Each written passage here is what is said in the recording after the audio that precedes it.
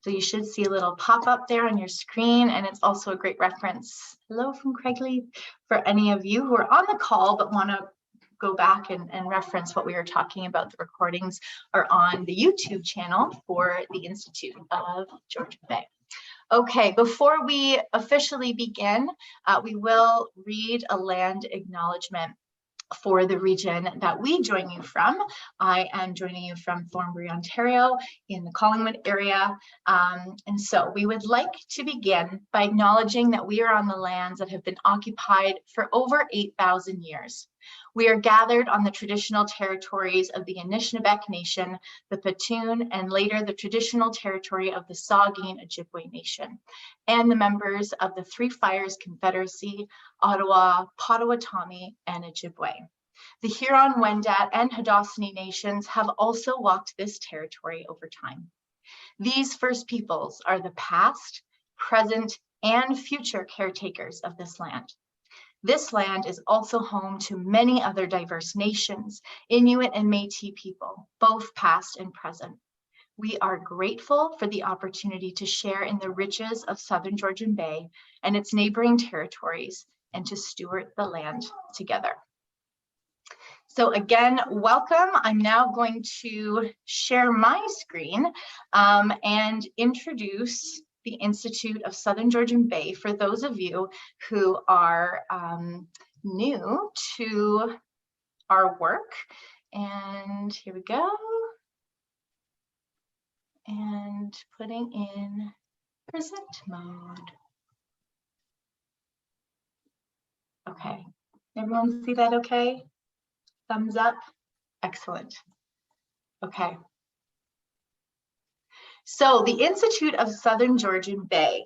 I became aware of the Institute almost a year ago, and it has been an incredible honor and very exciting opportunity to see the growth of this organization that was founded in 2015, but to see the work that they were really doing actively over the pandemic to bring together our region on 4 priority areas and to be a part of that journey in this support role. So they are a volunteer-driven, not-for-profit think and do tank.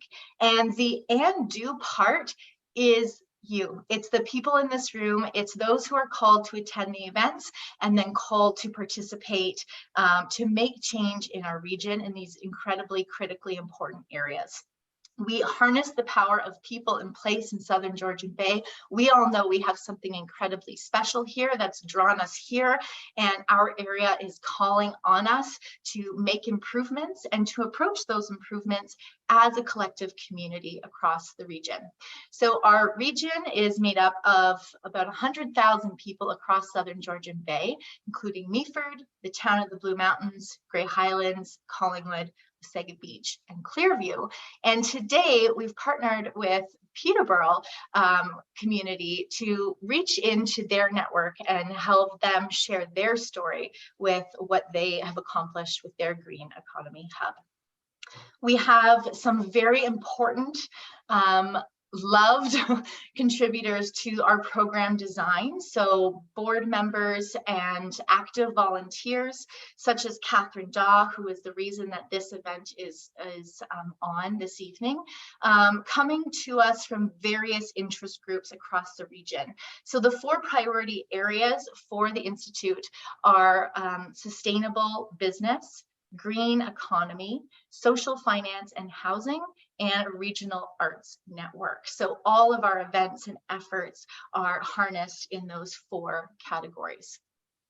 Also, the motivation behind and the framing of those categories came from the Sustainable Development Goals, specifically Goal 11, Sustainable Cities and Communities. So these are on topics of affordable housing, climate action, transportation, protecting natural and cultural heritage, and integrated planning. And that was a big, green flag for this project in this region is to bring our regions together to have a lot of forward momentum on working on SDG 11 across our communities. Our lead partners that we are so grateful for that enable us to deliver this programming for free are the Institute, the Town of the Blue Mountains, the Town of Collingwood, the Municipality of Meaford, Municipality of Grey Highlands, Greenland Consulting Engineers, Living Waters Resort, Paul Chapman RBC Wealth Management, SHCG Consulting, and our supporting partners that we're so grateful for are the Community Futures South Georgian Bay and Clearview Township. So thank you so much for your trust and your support in this important work. We invite you after tonight's event, if you're not already, subscribe to our newsletter so you can have your ear to the ground on all of our upcoming events, as well as volunteer and contributing opportunities. You can also join in the effort. So the and do part of the Think and Do tank, again, extends out to you. So if you have an interest sparked in any one of our 4 priority areas, specifically tonight on developing a green economy hub for our region, please reach out to us and let us know. You can go to our website there to sign up for the newsletter. We'll drop it in the chat soon. You can also email info@tisgb.com and get connected in whatever way that you feel called to. And with that, I will stop sharing my screen and pass it over to Catherine, who is an incredibly loyal and dedicated volunteer who helped lead the Sustainable series from 2021, the event series, and has been an active supporter and contributor to our 2022 series. So thank you so much, Catherine, for gathering us here tonight. Thank you, Jessica, and welcome to everyone. So as Jessica mentioned, in 2021, we launched the Sustainable Future series, and we had identified environment and climate solutions as a core element of what a sustainable future needed to include. We heard from Tonya Sermon and Toby Heaps in the early part of that series about the next economy, and they shared some ideas of what was possible. We talked about circular economies and donut economies and all sorts of other kinds of models that were out there. We also listened to Tova Davidson describe the core elements of the Sustainable Waterloo Region program, which was born out of making businesses sustainable through a social enterprise model. And then in November last year, we focused in on the concept of how to make a move towards a sustainable economy that considered people, planet, and prosperity through stories that were told from Grey County's Climate Action Plan with Linda Swanston, the water work that was done in the Kawarthas, done by Tanya Crane, and then the Green Economy Canada Hub model, with Melissa Gerard, which was created from the original Sustainable Waterloo Region initiatives.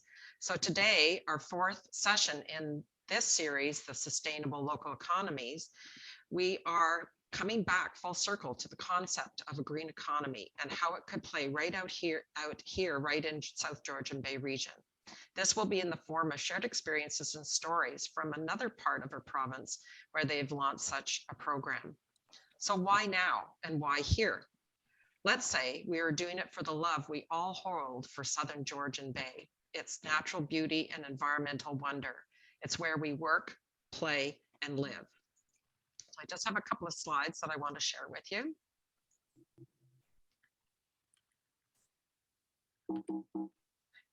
Just for a second.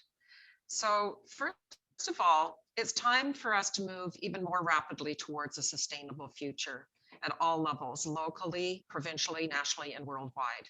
This sustainable, low carbon future crosses all aspects of our lives as citizens in our homes, families, and communities, at work, where we work, who we work for, and how it contributes to a new economic model, and how we govern ourselves in a democracy where governments act on our behalf through policies, regulations, and laws. And so you can see that star in the center, which is really the sweet spot. This is where we all come together and we all share in the responsibility of moving us forward to create a green economy. To set the stage for today's session, let's start with the foundation of what a green economy means, as it is becoming more and more a part of our lexicon. So while there's lots of different definitions that are out there, this is the one that stood out for me, and it comes from the Global Citizens Center. A triple bottom line economy concerned with being environmentally sustainable, socially just, and locally rooted. In other words, people, planet, people, and prosperity. It's as simple as that. Additionally, it needs to be an economy that works on reducing environmental risks and ecological scarcities, and that aims for sustainable development without degrading the environment. And when we talk about sustainable development, that is development that meets the needs of the present without compromising the ability of future generations to meet their own needs as well. So it focuses on society, environment, culture, and economy. So let's bear this in mind as we hear from our moderator, Tonya, and our two guest speakers, Natalie Stevenson and Rob Arkell. Listen with a curious mind, challenge the thinking, and consider how these lessons and experiences could work here. Our goal today is to leave with a way to take this forward and establish a focus group and begin the journey to a green economy here in South Georgian Bay. I'm proud to now introduce Tonya Crane. Tonya is the co-founder of SHCG, a consulting firm that works with rural communities on strategic action plans.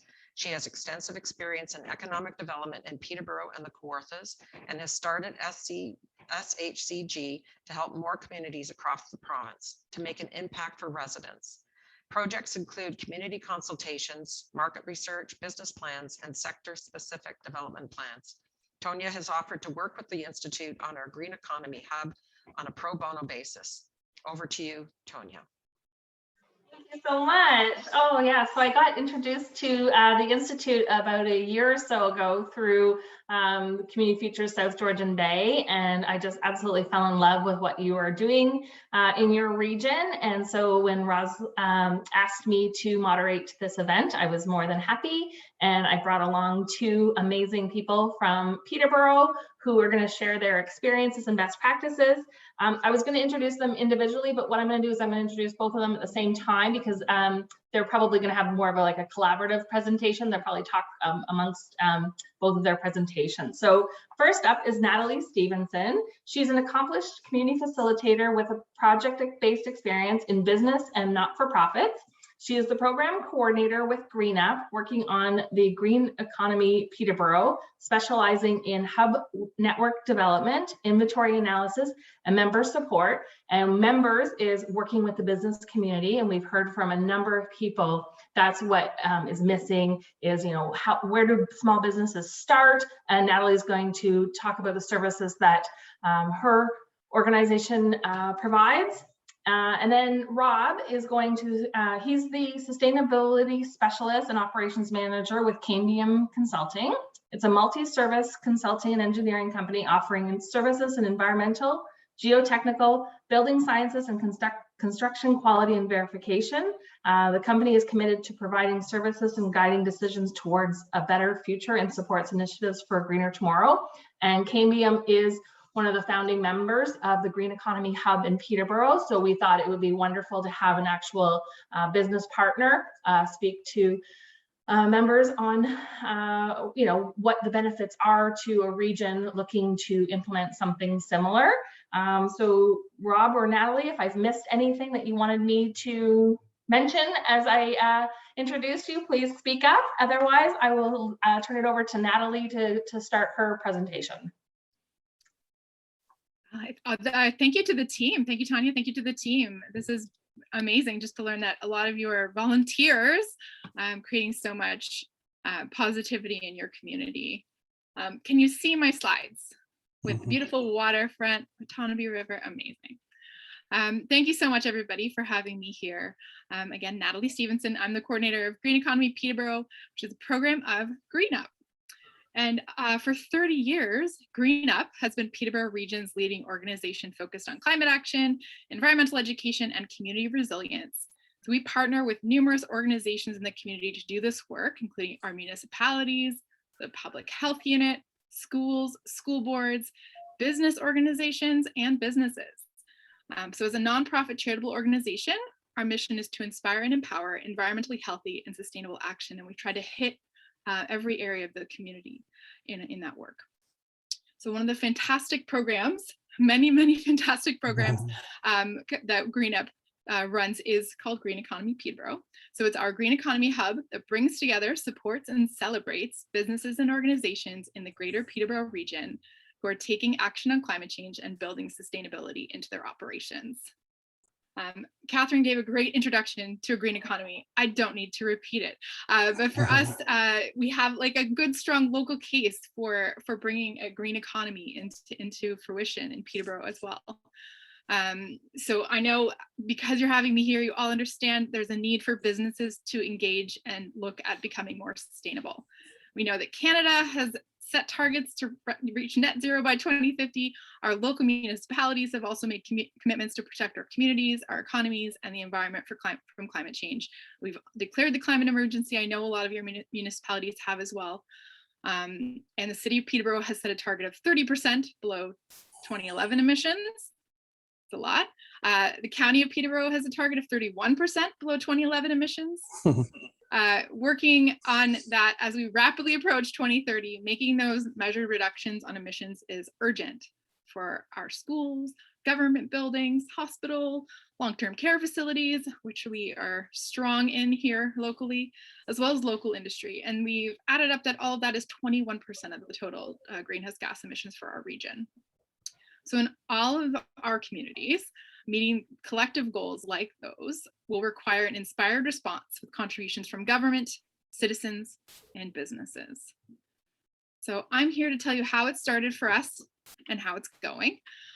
We have been building up to the launch of Green Economy Peterborough since 2018. This business has involved over 100 members of the community who participated in workshops, consultations, and market research interviews in the lead up in conjunction with Green Economy Canada. Did they interview you, Rob, for this? No, not for this one, but thanks. They certainly should have. They certainly should. It was evident in many of the conversations we had that business leaders in the greater Peterborough area value both our community and sustainability. What drives this commitment is a myriad of things. I think it could certainly be our proximity to nature and our connection to nature. And I think our regions absolutely have that in common. Plus one.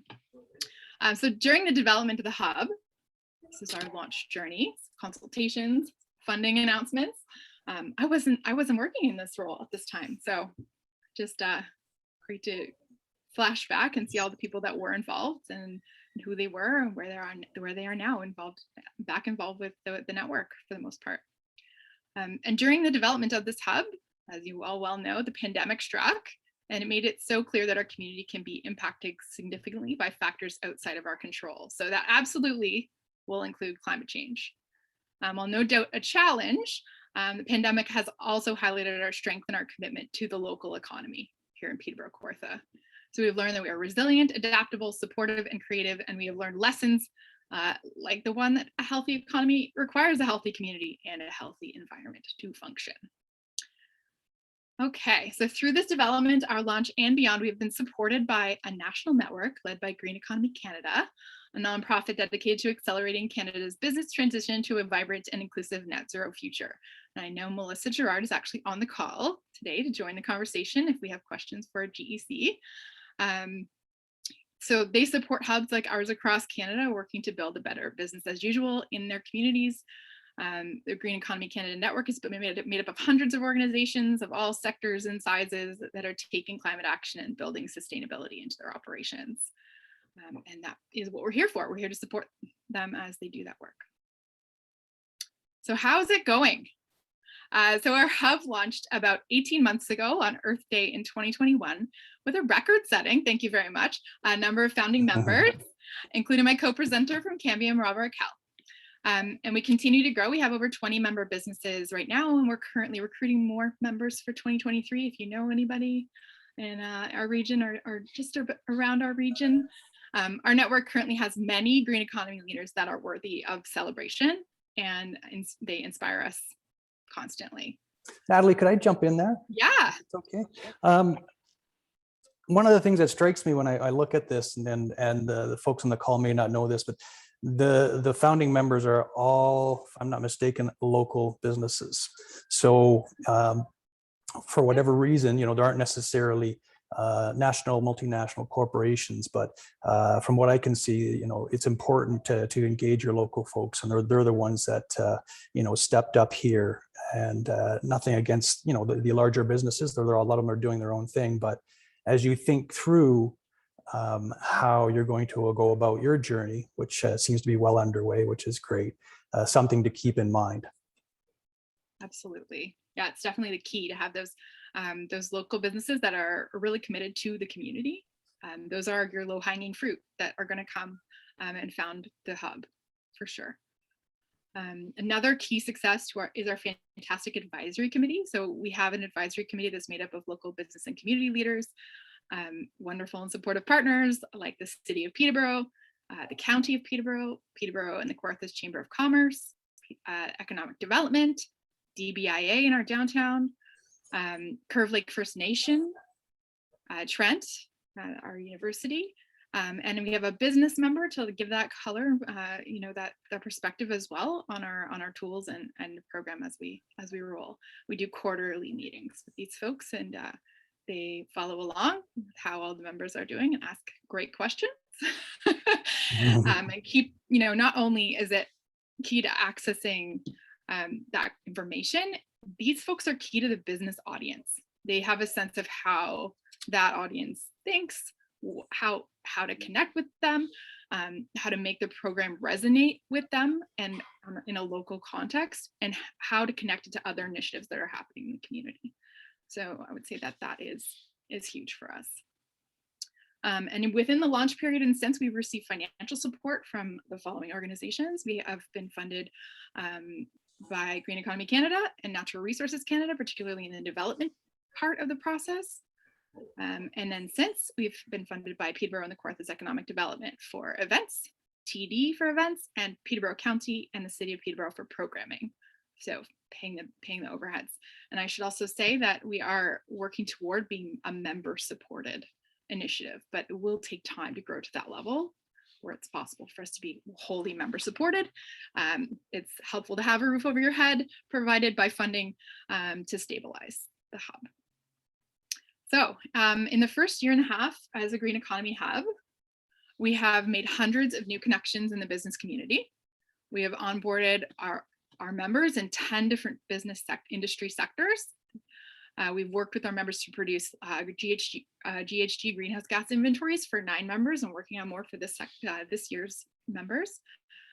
We've worked with 7 students and volunteers, adding that capacity and those opportunities to learn to the community. We've hosted 7 public-facing sustainability events through virtual platforms. We've brought members together for 4 capacity building training sessions to teach them sort of the whys and the hows of greening your business. And we've held our first annual celebration to honor 6 outstanding member organizations for their efforts and commitment to sustainability. In terms of capacity at Peterborough Green Economy Peterborough, we have 2 staff members, so it's myself, I work 30 hours, and we have a communication specialist that works 1 day per week to add capacity there. So what's in it for businesses who are looking to join a Green Economy Hub, or potentially looking at joining something? One of the things we hear most often from businesses is that they're interested in sustainability, but they don't know where to start. And that is a big barrier for folks.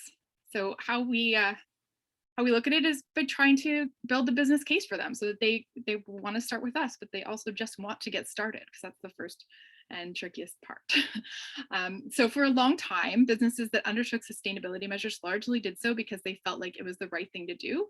That is the case for a lot of including Rob, for a lot of our members, or it's aligned with their business itself. But today there's a much stronger business case for taking action, with sustainability becoming a higher priority for more stakeholders. So from investors in these companies to the public at large. And here's 4 reasons why businesses will engage with a Green Economy Hub if the case is right for them. Number 1, operating costs. So we have evidence, we've seen it, that for small and medium enterprises as well as larger businesses, operational costs which are going up, as you all know, can be reduced by using materials and energy more efficiently. So we have companies that have seen a quick return on investment by switching out equipment, moving toward a more efficient building. And that's a really important piece to sort of offset their membership in the hub. The second piece, of course, risk management. When we look at the risks that companies are facing as a result of climate change, the cost of not doing anything might be greater than the cost of taking action. So businesses are very concerned about instability within their supply chains, in their surrounding environment. So we see that, some of the supply chains are increasingly at risk of climate-related weather events, for example. You may recall the flooding in BC last year, and the impact that had on consumer goods, let alone businesses that are counting on those pieces to come and become a part of their product. So globally, these extreme weather events caused 1.5 trillion in damages in the 2000s and 2.5 trillion in the 2010s. And this trend is expected to increase, as you all know, as the planet gets closer to 1.5 degrees of global warming. So big risk. Rising insurance costs come along with that, especially for businesses that operate in areas frequently impacted by flooding or extreme weather events. So act now. Hopefully stave off or slow down the climate impact for your business. Another major risk for businesses is government regulations. They'll be implemented to meet our climate goals. So pressures continue to grow on corporations to align their operations with Canada's net zero future target. And that includes fuel switching from natural gas to electricity derived from renewable sources on a greener grid. So the federal carbon price also is expected to reach $170 a ton by 2030. So obviously, operations working creating fewer emissions in their operations will have lower costs in the long haul run. And yeah, we know the companies that are lagging on sustainability also face a risk, which is their reputation, especially with the public, and certainly with investors, employees, and customers across the board. Another thing we're hearing about is engaging and retaining great employees and great talent.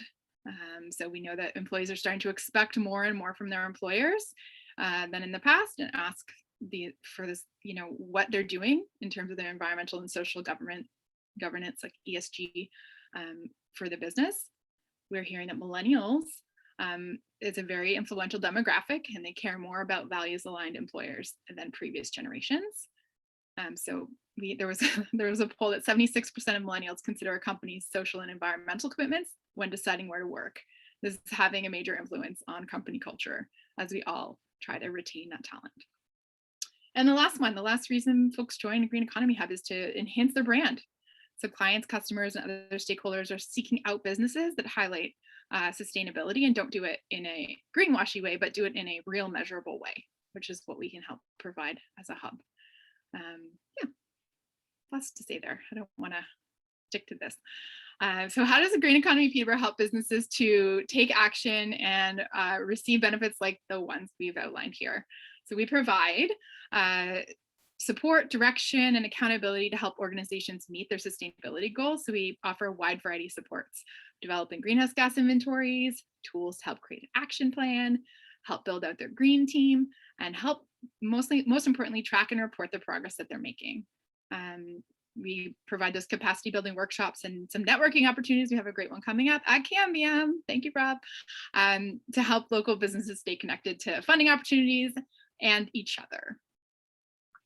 Yeah. So we work through a process, milestones with each cohort of businesses moving through these stages together, sharing their experience and insights as they meet their goals. Milestone 1 is becoming an engaged member of the program. We talk to each member to gain a better understanding about their business and where they're at on the sustainability journey, what their drivers are, what are their priorities, and we try to provide as many resources as possible to help them communicate their commitment to sustainability, both internally and externally. And then they work with us through milestone 2 to measure their impact. We help them develop a greenhouse gas inventory with the help as well and guidance of Green Economy Canada. And the importance of this step is to create a baseline to make reductions against in the future as we move forward. So once a member has successfully measured their impact, and their inventory is complete, we support them to help develop an action plan to reduce emissions and set a public reduction target based on those plans. And once a public target is set, we have the fortunate position to celebrate this important milestone, to share the news, make it public, and provide like that third-party credibility to the commitments that companies are making. So make the real deal. Okay. We support our members to achieve by producing the inventories and progress reports, as I mentioned, but also we highlight funding and policy updates to help them finance sustainability projects in their action plans and help them prepare for regulatory changes that are coming. And we recognize member achievements through promotional opportunities, our Leadership and Sustainability Awards, which happen annually on Earth Day. So you'd be welcome to attend if you want to find out what's happening further on down the road. Yeah, there are many members worth celebrating. I feel like case studies would have been great to bring you. We have members going operationally net zero based on the calculations in their inventories. We have members installing solar to power their resort right now. We have a member that got a grant to make their shipping practices greener. And we have several members looking at cleaning up their act by implementing better waste management systems. Yeah, to help them recycle as much as they can in the community. Really unique programs going on in that way. It's hopeful and inspiring to be part of this work, and I'll leave it there. So I'm certainly here for questions. Let's let Rob do his thing, of course. Awesome. Just so, yeah, so just before we go to Rob, so yeah, we will take questions at the end. Rob's currently at a conference, so we don't want to lose the opportunity. So yeah, thank you so much, Natalie, for that. It's very insightful, and I heard a number of key points that I just want to remind everyone is that in 18 months, you've been able to get 20 members. They're all small local businesses. You support 10 different sectors.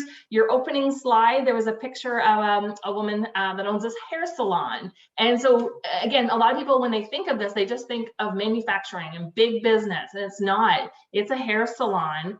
So I'm putting my economic development hat on for all those economic developers on the call today. So this can apply to every sector. It's becoming very, very huge for, again, engaging the employees. I loved that stat, Natalie, about 76% of millennials consider companies' social environmental commitment when deciding where to work. We all know that workforce is a huge challenge for rural communities. And also those on the call, or those that know businesses that respond to RFPs, my company, and I know Rob's company as well, procurement policies. I'm starting to see that there are points on there for what are your sustainability policies and procedures that you get marks for having that. So we're starting to see procurement policies and that sort of thing for business. So it's not just reducing costs, which is a huge benefit. Having this in place can help you get more work and get more business. So with that, I'm going to pass it over to Rob to deliver his presentation and give you more details about the circular economy and what the benefits are to being part of a green hub economy. Thank you, Tanya, and thank you, Natalie. Tanya, I'm glad you used the word awesome to describe Natalie, because it's very appropriate. Even the entire organization of Green Up, we're really fortunate in our region to have an organization like Green Up that's been around for a long time, and you know, they're a trusted organization for a lot of reasons.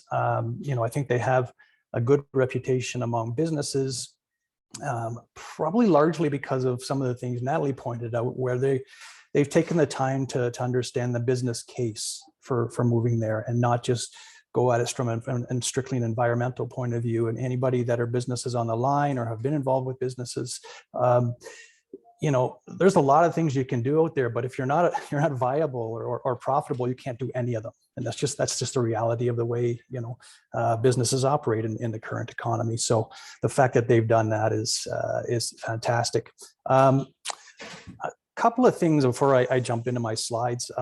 One, Tanya, you mentioned the procurement piece, and I'm actually, funny you mentioned that, but I'm actually working on a procurement framework for the Circular Innovation Council in Ontario here for municipalities, for levels of government. So to your point, there is a lot of movement. There's a lot of desire, maybe more desire than movement still at this point, to move in that direction and to bake either circularity or sustainability. You're seeing social procurement policies coming now into the way they buy, and governments have the ability to move markets. Their spend is so big, they have the ability to change and move markets. So it is coming, and I think it's ramping up, but I think it's a bit of a snowball rolling downhill. So businesses need to be ready for that. In terms of why we decided to get involved with the Green Economy Peterborough Hub, I think two reasons. One off the top is that we respect the work that they do for sure, and it's just from the idea of supporting the work that they're doing, and GreenUp's constantly evolving. And as you go about your journey and look to establish some kind of entity that can drive this agenda, it'll have to be the same sort of evolution for whoever that is, and they haven't stayed put. So certainly just to support them in what they do, and secondly is as much as we've wanted for a long time to get going on our greenhouse gas inventory, this was the nudge we needed. And not that we don't have internal specialists that necessarily do it, but myself and others understand the process. It was just kind of getting going on, and to have a local group be able to assist us in that was the way to go. So for those two reasons, we were happy to jump on board and be part of what they're doing. And full disclosure is we are a bit of a laggard in our inventory. We are not done our inventory yet, but a large part of that is because we have 4 offices in Ontario, and these hubs, hopefully I'm not using the wrong word, but they almost operate like franchises under Green Economy Canada, and they kind of really focus on a certain area. So we had to work with them to be able to expand our inventory to cover all 4 of our offices. So for us as a company, it didn't make sense to do just a single office. We need to understand our footprint corporate wide. So I'm going to use that as my excuse. Natalie, don't say anything different. I might be able to clarify that a little bit, Rob, because you have your head office in Peterborough, we could support that. But yeah, it's been mainly we're focused on our emissions like as a local region, especially like our funders are focused on that.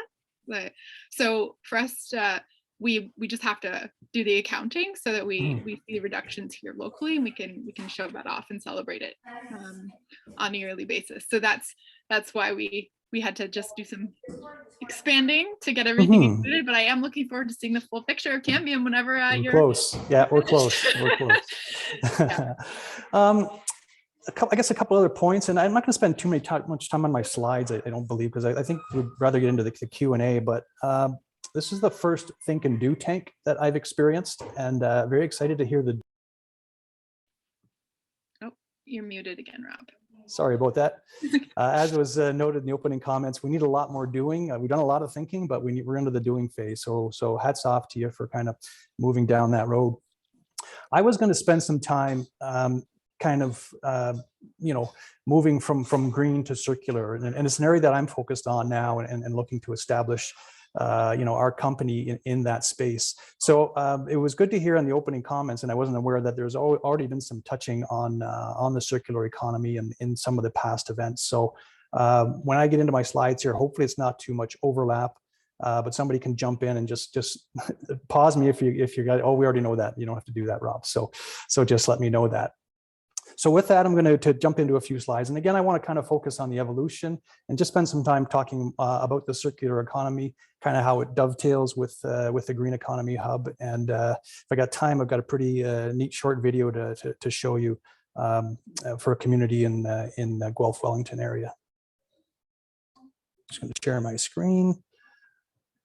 And move to the top there. Slideshow. Okay. Can somebody give me a quick yay that we can see my screen okay?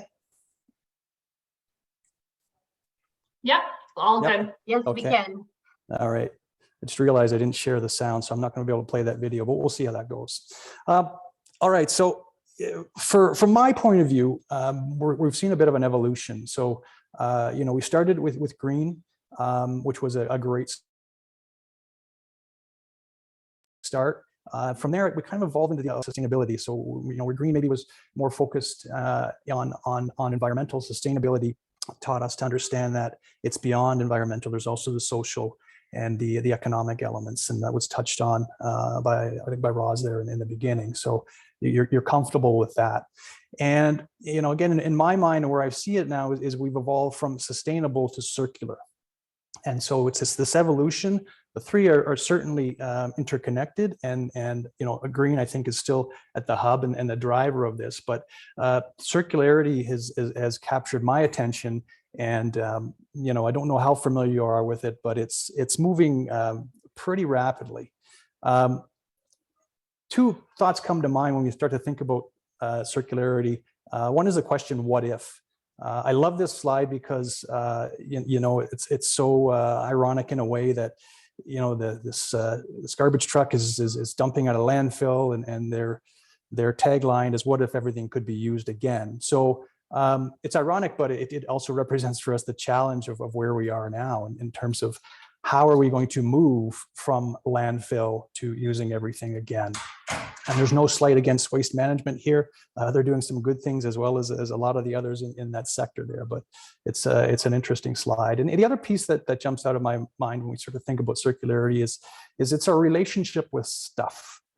And, stuff could be vehicles. Our relationship with vehicles now show that the car on average sits vacant 90 to 95% of the time. Not vacant, but idle. It's not even being used, right? Our relationship with buildings is such now that when we're tired of them for whatever reason, we demolish them. We just knock them down, and all the value in what was built there is lost. Stuff also includes food, the food we eat. And I'm sure you're all well aware of the challenge that we're having with 30 to 40% of the food now is going to waste, and which is, in my mind, a crime. And electronics, and the ubiquitous mobile phone there you see in the middle, and upgrading that on a regular basis. So it's how we think about our relationship with stuff is where we need to start when we move towards circularity. You probably touched on this when you did some of the information on it, but the economy that we live in now is described as linear. So it moves in a line, in a straight fashion. And the graphic you see in front of here is kind of highlighting that. So we start with extracting the resources that we need, and then we make our stuff, and then we distribute our stuff, and then we consume our stuff, and then generally it goes to landfill. And despite the best efforts of a lot of people to move to recycling and other things, the vast majority of what we dispose of, or what we're tired of, goes to landfill, unfortunately. So this economic model is built on a couple of fallacies. One is the fallacy of having infinite resources. We don't have infinite resources, as I'm sure you're aware. We actually are living well beyond our means in terms of what the Earth is able to provide. And the future is certainly look challenging if we continue this way, because you're aware of the massive population growth we're seeing. As more people come on this Earth, they're going to want more stuff, which means we got to go back to the Earth and the way we operate now to get more resources. And eventually that's going to hit the wall for us. I'm going to back up here. The other fallacy in my mind is this idea that the Earth has infinite regenerative capacity, and it does not. The Earth can regenerate itself to a point, but it just can't keep up with the way things are going now in terms of the amount of stuff that we extract.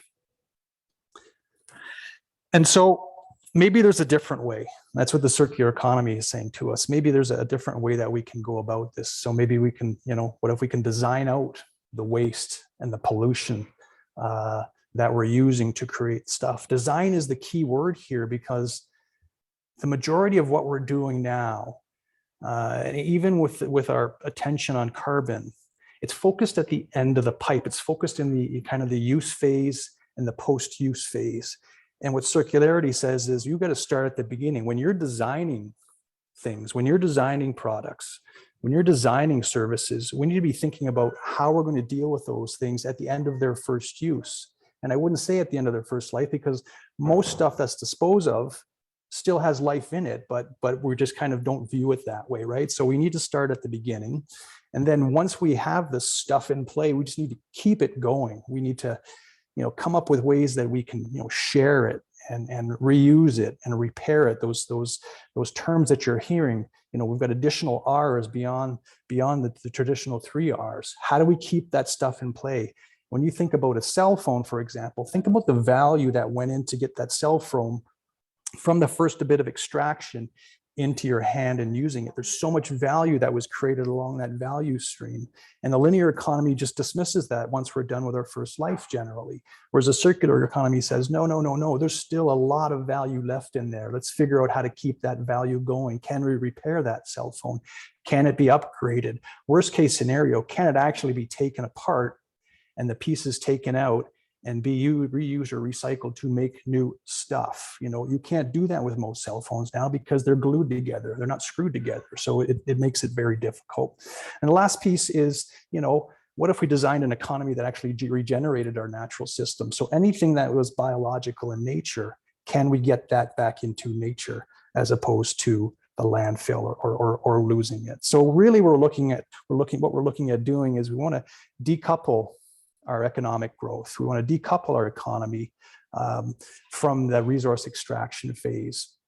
And I'm going to jump ahead real quick here. So this slide I want to talk to now because what the Green Economy Hub is doing, they're focused right now, and I think they're evolving, but a lot of their work right now, which is important, is on the greenhouse gas piece, right? It's on the inventories, and then once you've done your inventory, how do you drive that down?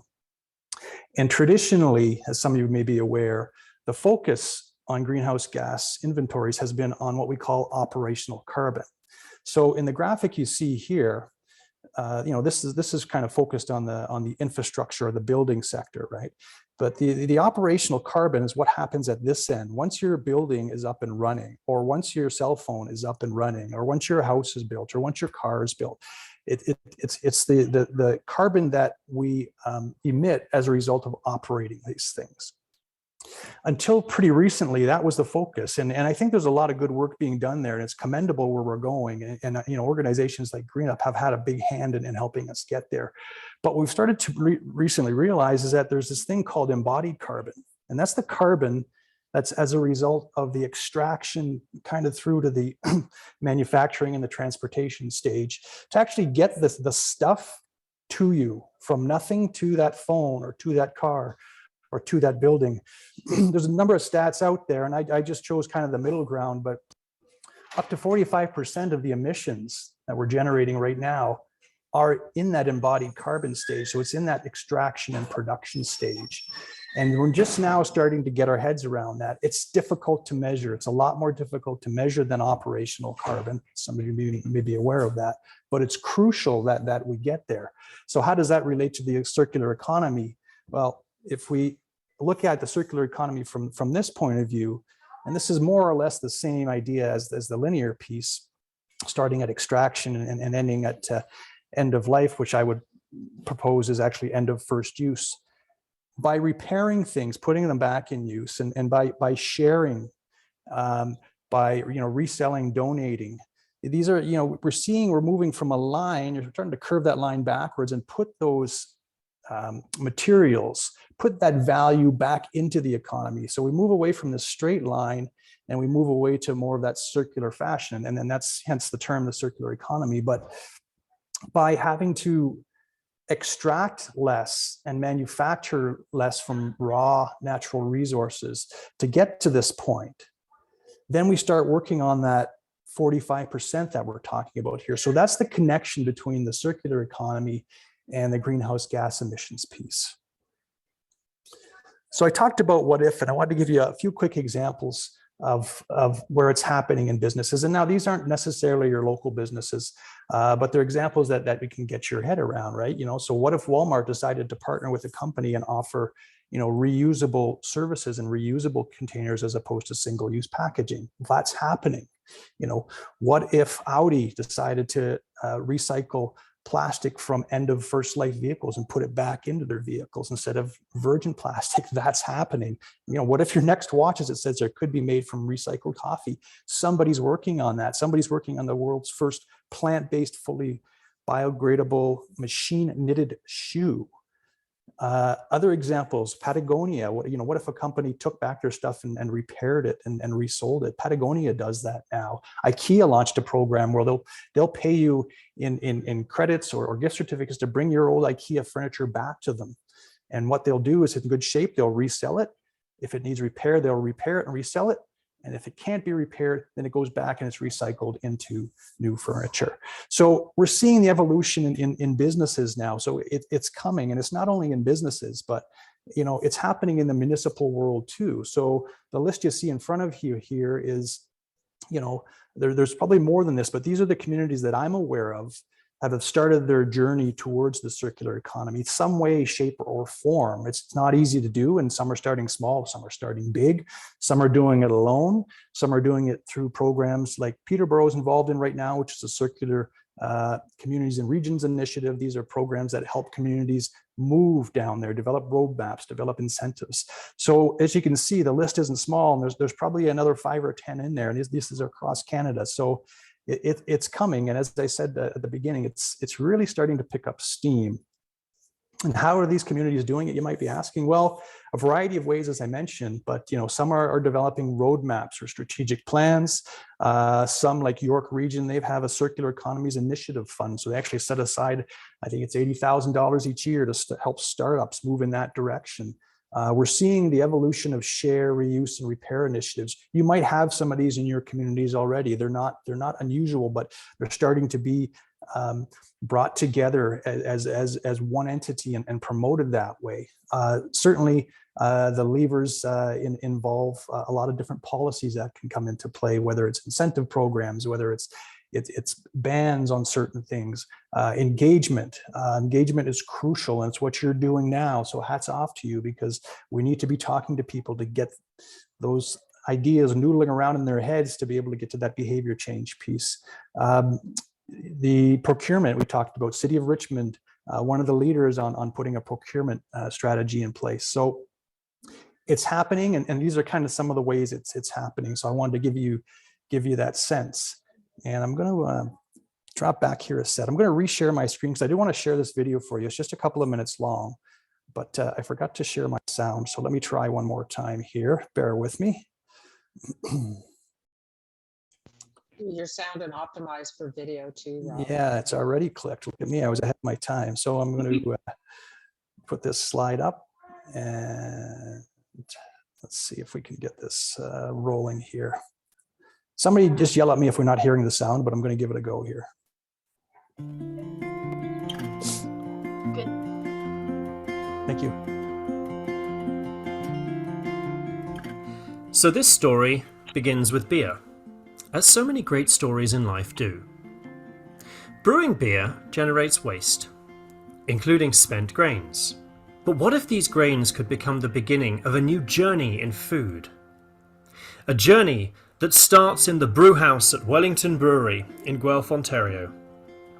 The spent grains, having done their work making beer, are then transported a few miles down the road to Orica Solutions, an insect farm.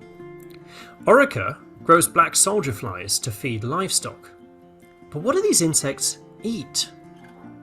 They actually have a very specific, nutritionally balanced diet, which includes spent grains. So the grain is fed to the insects, who grow, are harvested, and then become food themselves for chickens, livestock, and for fish.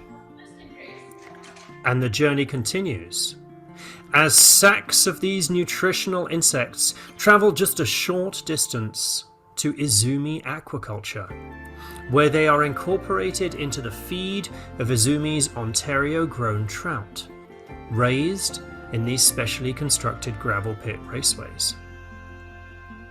And what better place to bring that locally sourced trout than to the neighbourhood group restaurants in Guelph? The circle feels almost complete, but a piece of fish on its own on a plate is somewhat lonely. it does lack a bedfellow or two. What if we could create the rest of that meal? What if? Well, fish goes with chips like night goes with day, we all know that. And, it turns out, so does fish poop and potato plants.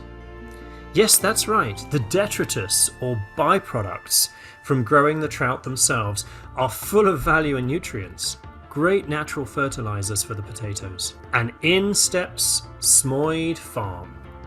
Their potatoes, fertilized with the poop from the trout, are now on their way to the restaurant. So what else does this plate need? Well, perhaps some bread.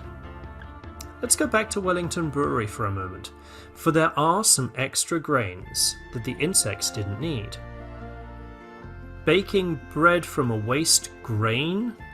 Well, for that you need two things. You need a baker, and you need the alchemy of people who really understand yeast. So welcome to the journey, Escarpment Labs, Guelph's own yeast lab, and Grain Revolution, who work together to create baking magic, a spent grain sourdough that looks and tastes spectacular. And the plate is ready for the chefs at the neighborhood group who turn these ingredients into 3 gourmet menus for 3 different neighborhood group restaurants. A sourdough breaded trout and fries at the Woolly Pub. A hot smoked trout sandwich and chips at Park Grocery Deli and Bar. And trout gravlax with potato and horseradish cream served up on a sourdough crostini at the Majida Cafe and Bistro. A fully circular meal. A gourmet restaurant experience sourced from products that would otherwise be thrown away and served with a pint of beer whose grains are at the origin of this new journey in food.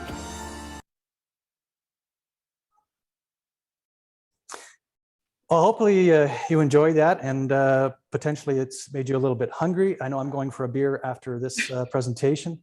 And so what that, the reason I showed you that is that's a concept kind of known as industrial symbiosis. So taking one company's wastes and using it as another company's raw material inputs.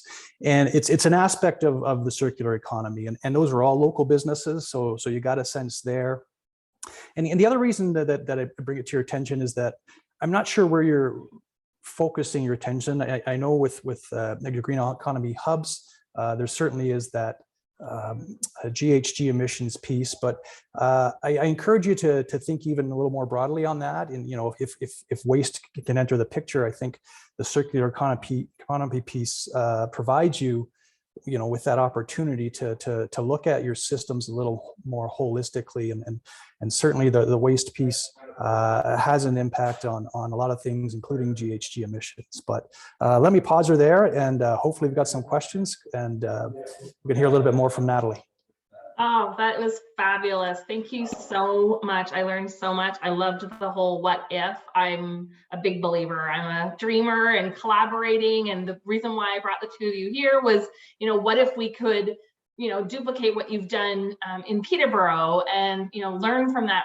I'm a big believer. I hate when people start from scratch. Like, it's just, what a waste of time and energy when you start from scratch. Let's take something that's, already working, and how can we apply it to our region? So I know you've got to get going. So I would like to open the floor to any specific questions to Rob about the circular economy, and then we'll keep them on as long as we can and answer some generic questions about just the green economy in general.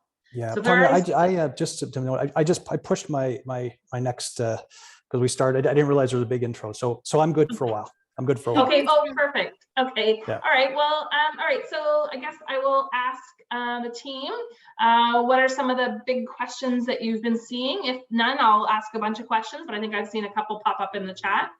There's great conversation happening in the chat, but no specific questions, Tanya, yet. So we encourage you, if you do have questions while our speakers are with us, please drop them in. But in the meantime, Tanya, if you go to your questions, that'd be great.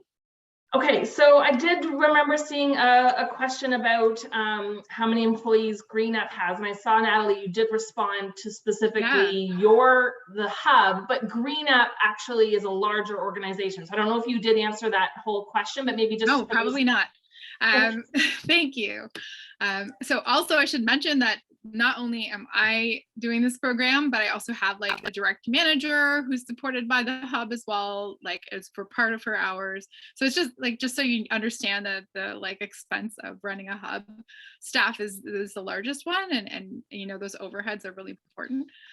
For GreenUp as a whole, we are I think 18 people strong at this moment. We have programs on all kinds of different topics. We run programs for schools, we run summer camps, we have a store, we have a nursery, there's a lot going on. So these things also, just like the advantage too of being a part of our hub, is that we can make those connections, help people think, oh, maybe I should install a rain garden, get a tree from the nursery, because we grow native plants and trees. So those connections are super key as well to. Yeah, and the thing I've seen there too is they're small but mighty, but and it was touched on, and the whole idea of partnerships. GreenUp's been brilliant over the years in doing that, and whether it's partnerships with the Chamber of Commerce, right, to bring again circularity, sustainability, green to businesses. I've been involved with programs where they've done that. I know they've been involved programs in the past with, we used to have our own local utility here. So in programs in terms of driving down energy use and consumption and emissions. So they're wonderful at partnering, not only in creating this kind of organization, but partnering with others outside of this realm and coming up with programs and then launching them and putting them out there. So it's a big key to their success. And it's programs that are directed to meet the community needs rather than just, ripped off and developed from another community, which is nothing wrong with that. But yeah, it's really, really helpful to have that consultation piece where you're seeing what the community is looking for and what supports they're looking for. I would highly recommend consulting with businesses before you jump with both. Yeah, and that brings me to one of the questions I was going to ask: how did you know you had the right people at the table? And looking back, are there other groups in your partner slide? You talked about the business association, the chamber, post-secondary, those types of. Is there anybody that you wish you maybe had brought to the table earlier? Is there any group that you feel like maybe had they been at the table earlier in your progress, maybe you'd be further ahead, or anything like that, of who to include? I think probably Rob could speak to this too, but in the past we have had business programs at GreenUp and been involved with a business, like a green business group as well. So this isn't something that like sort of just been right. Popped here. Like we have certainly had those relationships been developed over time. So we knew the right folks were at the table. Of course, we want to bring more folks to the table. Certain industries and certain sectors are really hard to access, and our tools might not meet their needs, and we're going to work on that and work toward that. One of the folks has spoken to this week. It's like the building community. We had one of our founding members is a construction company, but they're looking for how do we green our developments, and they're not thinking through that operational piece. They're not there yet. So it just the right folks that are at the table are the ones that are looking inward, and they want to walk the walk as well as talk the talk on sustainability. Okay, and I see a little comment about the housing. So sorry, can you read that question? That just popped up. I just saw something about housing. No problem. Yeah, there has been discussion, thanks to Julie in the chat, about Grey County is releasing in 2023 Q2 green development standards through the development process. So it sounds like it is coming, which is exciting. And then Brian had a question after that may be related in that building category. But what was the process to find those first few businesses or other participants in Peterborough? Yeah, so we call this first few businesses our low-hanging fruit. They're folks that have had a relationship with GreenUp, like Cambium and Engage Engineering, folks who come out who are volunteer opportunities. Clearly, they have a cultural value for sustainability within their organizations. Those are the ones that are absolutely willing to take, without watching someone else do it before them, are willing to take that step and join a hub like ours. Certainly, we haven't really had a lot of naysayers per se. We've had a lot of supporters just because, yeah, that 30 years of being in the community and like the known name of Peterborough Green Up really helps to make people feel confident that the program is going to be of a high quality and meet their needs. Awesome. And then, thank you. And then Joyce had a question. Have you engaged the affordable housing community in the programs that you offer? So what's affordable is the question that comes up for us a lot in Peterborough. We are dealing with a housing crisis. I'm not sure where your community stands. We are dealing with a housing and property crisis in our community. We are located downtown. You see the impact of those competing crises all day, every day. We have like a developer called Ashburnham Realty that is a member of the hub. They do affordable housing. What we'd love to see is geared to income housing. We have some community groups as well that are working really hard on the Peterborough Action for Tiny Homes. At this point in time, we have folks that we're having this conversation with, but it's not necessarily like top of mind for us in terms of like our day-to-day work. We're really focused on bringing down community emissions, but I do obviously, as an organization that operates in a community in crisis, Green Up certainly has engaged more broadly those folks that are active in this area. So that's a great question. Thank you so much. I really would love to be more engaged in helping, make those tiny homes greener. I think they're pretty good. The ones that we're touring around right now as a community and testing the waters for policy on. As you all know, it's the political climate is always a struggle, and our election is next Monday. Get out there. And so for us, make sure whoever you're voting for has a stance on affordable, attainable housing. Yeah. Mm-hmm. Yeah, they have policies like, especially like Ashburnham, they put in a lot of affordable housing, but again, it's not enough. We need much more housing, and we need housing that's geared to income for our most vulnerable folks in Peterborough. Yeah. You must see it right downtown as well. And Tanya, we've got lots of questions coming in, so I'm going to keep moving along there. Thank you, Natalie. So Pamela asked to speak to the Green Economy Hub. Was your seed money primarily from feds, and what program was that through? So Mel Gerard is on the call. She may be able to speak to this. I wasn't part of getting the seed money in place to run the consultations and the development. I'm not sure how much was put in by whom, but Mel was there through that process. I believe it was through NRCan to develop the hub. Yeah, I can jump in. Thanks, Natalie. So yes, we did get some funding support from Natural Resources Canada. It wasn't a particular kind of public funding program to apply for a grant. It was through relationship development with a particular group within NRCan, between them and Green Economy Canada. So I can't point to any publicly available programming. But yeah, they invested money in national expansion of Green Economy Canada, of our network, and then Peterborough. Green Up was the local partner that was chosen to kind of establish a hub in Peterborough. So there's some money there from the federal government initially.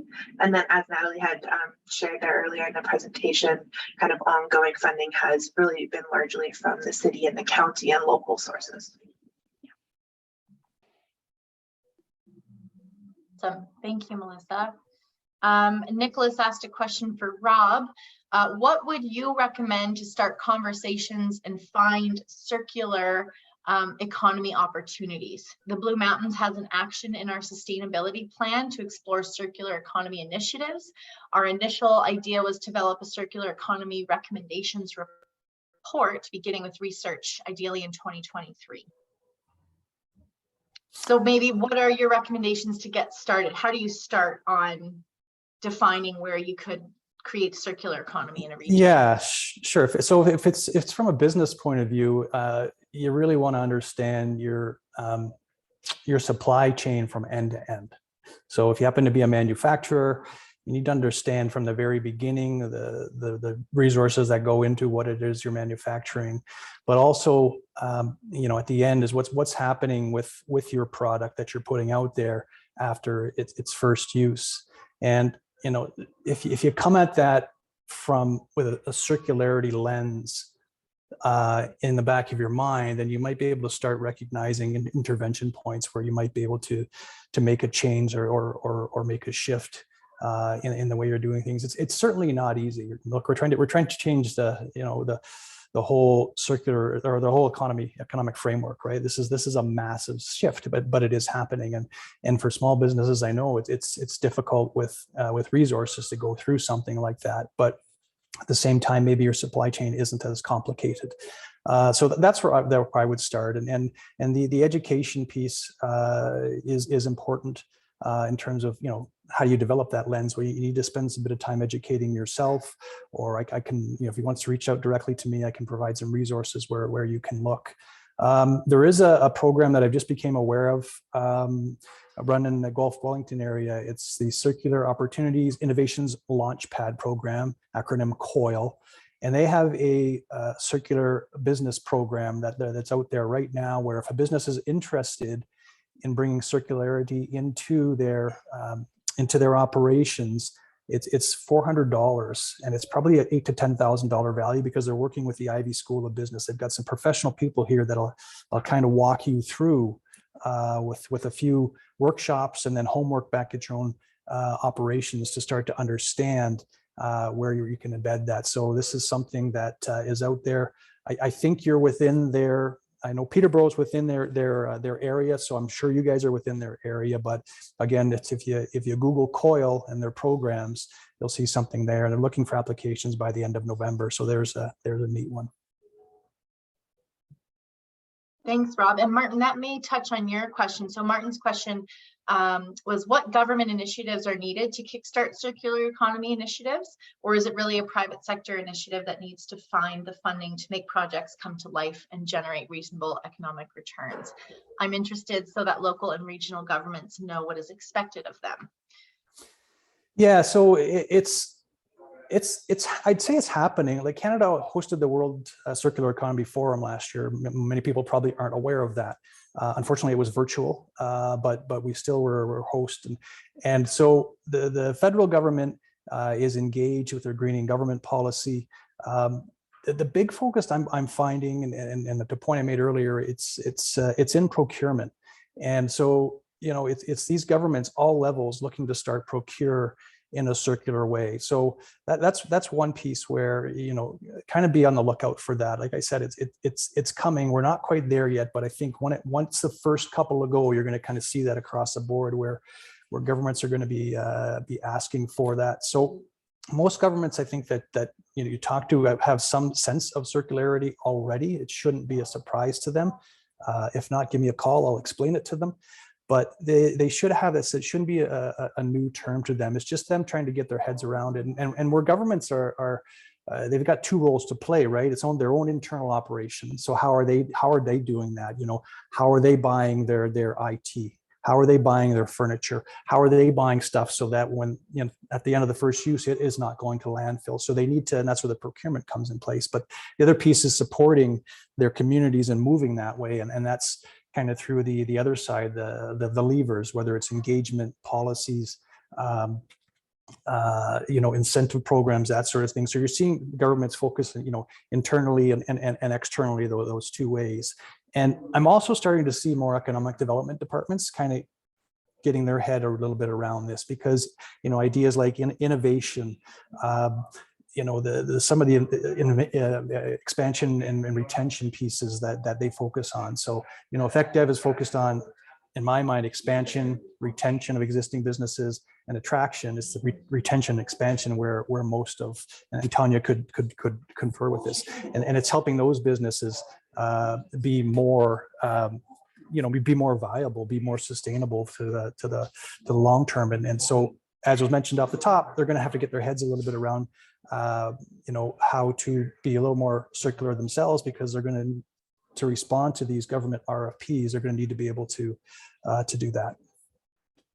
Yeah, absolutely. To that point, with business retention and expansion, I mean, businesses know it costs a lot less to keep existing customers than to try to get new ones. And it's the same for municipalities. So when we do BRNEs, they're called business retention expansion programs. It's really, how can businesses be greener? How can they participate in this economy?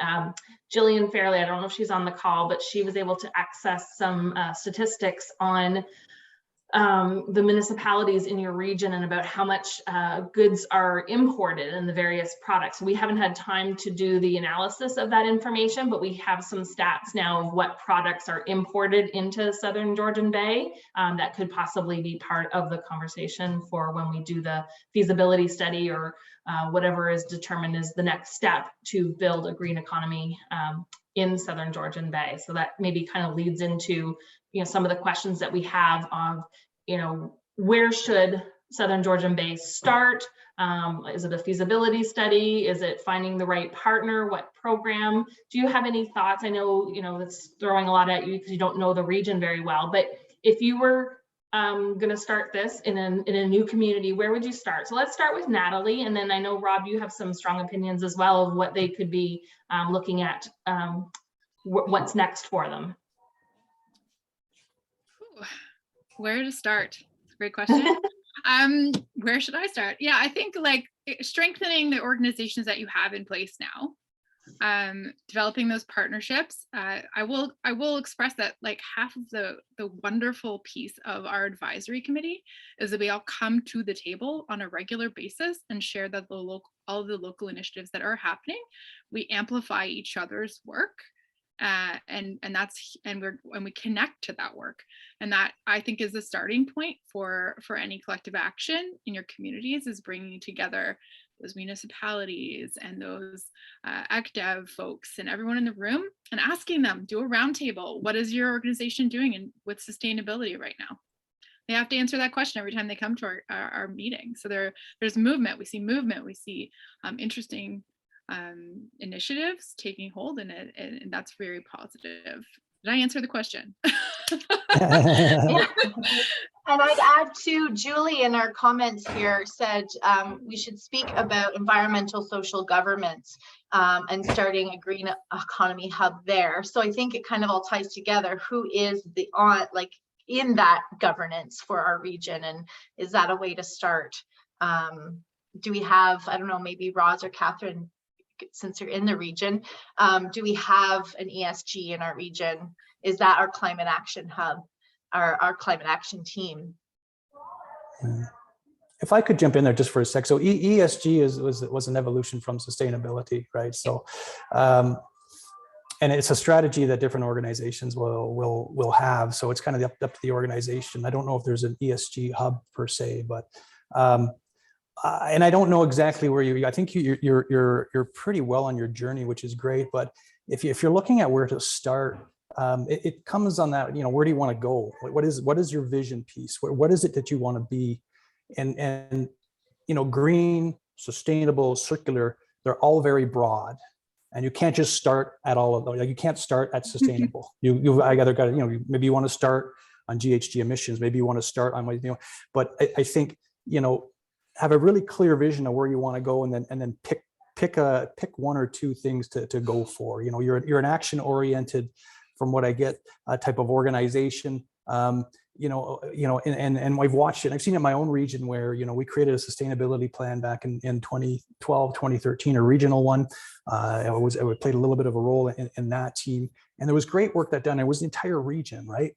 And then we set up committees on all the different areas: transportation and emissions and waste and water.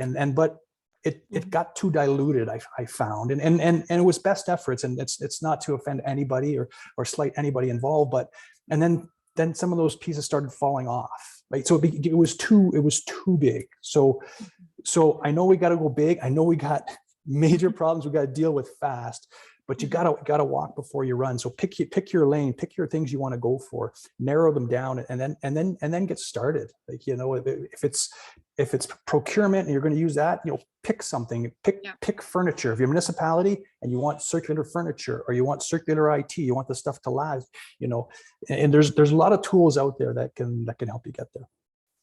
That's great. Thank you, Rob. And you mentioned, those groups, and that's how I got involved with the whole green economy, was the water. I was in charge of the water aspect for Peterborough and the Kawarthas, and I learned a lot about water. Oh my goodness. So thank you for your insights about that. And that is definitely the challenge, is to identify what is it that we're trying to do. And I see there's some chat in there about people putting their hand up to say if they want to be in this focus group, to figure out what is it, what are we trying to achieve, and how do we go there. I think Roz had a couple specific questions about going big. I think I can't remember the exact question, Roz, that you wanted to ask, but it was something about where do we start, how do we do something that will have the most meaningful impact.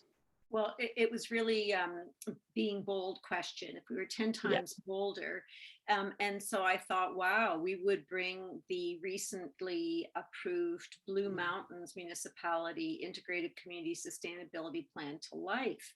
And then Rob said that they did a sustainability plan. It was just too big. And so it's all about the process, right? And Rob, I think you're bang on in terms of sort of trying to figure out, what are we trying to achieve here? What's the vision piece? And then, we'll move into that framework of what's the next step. We had a conversation in September about new directions for business and triple bottom lines. So I'm actually intrigued by this notion put into the chat about ESG. Could we engage the chambers of commerce or other business groups to begin that discussion about self-identification of ESG indicators? So that's great feedback. Thanks, Rob. You're welcome. I think too, going back to Martin's question, is it a chicken or the egg? Do the municipalities start, or do independent businesses start? I think the message here is that we all need to start, and you've all arrived today, you're on this call. So if you have ideas in the chat, if you know that your business can do better and that you can start the conversation with the municipality, or spread the message of this event, that's where we're asking, that's the do tank. Now it's our turn, to take that torch from Natalie, Rob, and Tanya and make it happen. So whether it's in the chat or through our contact at or info at emails, now is the time. We have this momentum. So thank you for your attendance and your interest. And now it's thinking about what your role will be next. So then I think we're pretty close to wrap up. Natalie, did you want to do any last final comments on what you heard, and anything else that we should take away with us tonight? The thing that came to mind just off the cuff was from what you were saying there, that there's that adage, like the best time to plant a tree is 10 years ago, 100 years ago. I've heard various versions, and the second best is right now, and the same can be said for taking action in your community. Obviously we spend a lot of time visioning and coming up with plans, and the sooner we can get boots on the ground, the better we'll all be, in terms of getting closer to our goals, whatever those goals might be. We'll have asset managing your community and figuring out who you have and their skill set is really key, in my opinion, for just getting started, because those folks are willing to do the work. They're here on the call. Great. Rob, any last comments from you as we wrap up? Thank you. So just really commendable that there's this type of group and this type of collaboration. We all know it's a collaborative effort. I'll go back to kind of my opening comments and the importance of an organization focused on this. We're lucky we've had Green Up for 30 years. I know, you know, it's not been easy. They're constantly looking for funding. It's a bit of a battle, but they're doing great work, right? And so we can't do circularity or sustainability green off the side of our desks. Somebody needs to be focused on it full time. And I don't know the play of the region, but you need I would think you'd need an organization that's focused on this full time. It can be your go-to organization locally where questions can come from, programs can be developed. But I think it's very crucial to have some kind of central body representing everybody. And, you know, if each municipality puts in a few bucks, maybe they can create a budget, you know, that collectively can get some things done. But I think it's been crucial to our region's success. And I would highly suggest you see if you can figure out how to make something like happen in your region. That's great. And thank you so much for that. Tanya, great job moderating. Thank you so much for all that you did in helping bring these two people to our session this evening, and the great inspiration that they've got us. I'm super excited. I have my own ideas. I'm sure everybody else does. So I think we're ready to rock and roll. And just thank you to everyone that joined our event this evening. Thank you so much for your participation and your questions. Certainly, I've put in the chat that if you're interested in getting on a focus group that we want to get going on this ASAP, then please sign up. Otherwise, you will be hearing from us because we have your emails. So we'll be sending out a survey and asking that question again. And obviously, I know some people I'm going to be tapping on the shoulder, Tonya included on that one. So thank you again, everyone. Our next session is in November. Roz, do you have a date for that yet? Or Wednesday, November 16th. Thank you. And yeah, it's going to be the role of the arts in local sustainable economies and increasing creativity and innovation. So hopefully you will all be subscribing to the newsletter and you'll get the updates on that. And my thanks echoes to Tanya and Natalie and Rod. Great presentations. Yeah, super excited. Really generated a lot of enthusiasm. Thank you so much, everyone. Thank you. Enjoy your evening. Bye-bye, everybody. Take care. Thank you very much. Bye.